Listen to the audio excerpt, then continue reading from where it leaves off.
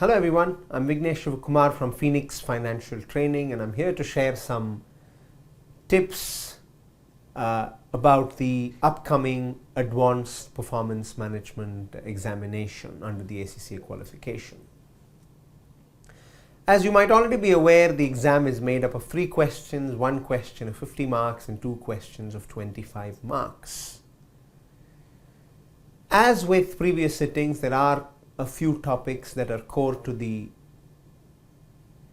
preparatory process when you go into the exam, and one such topic is an evaluation of a report given in the question, as well as evaluation of indicators, performance indicators that may already be prescribed.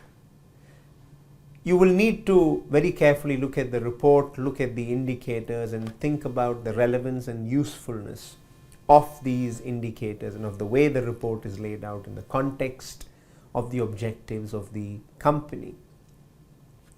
In addition, you may also sometimes be asked to suggest indicators. This may come up either in the context of existing KPIs being lacking or being insufficient in depth and relevance, or it might be a fresh start where you're effectively asked to suggest KPIs to measure a few aspects of performance.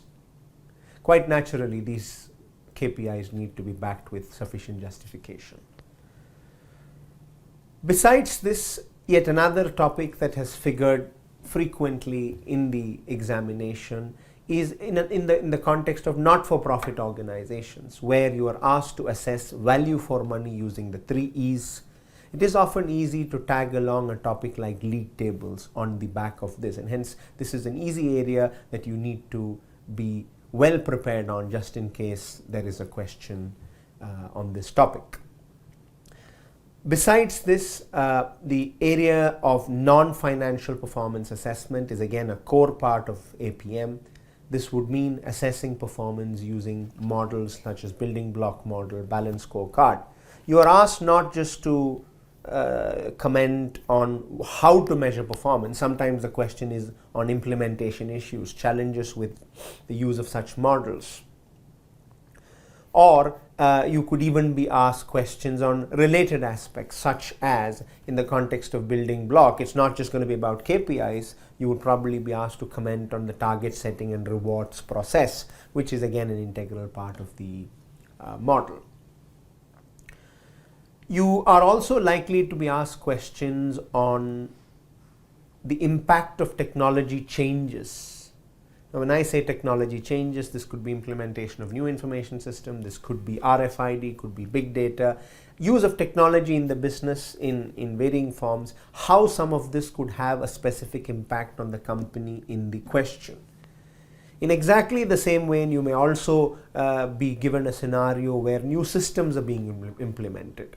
And to answer some of these questions, the underlying knowledge you may require may be on concepts like BPR. What is BPR? Or what is Kaizen costing? Or what is JIT? Or what is TQM?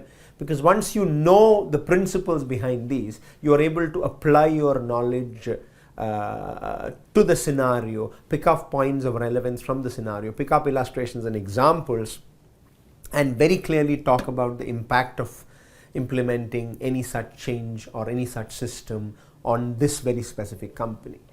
Now, you will observe that across board, across these various key areas I have mentioned, the one thing that is common in questions is the need for you to apply your knowledge, not just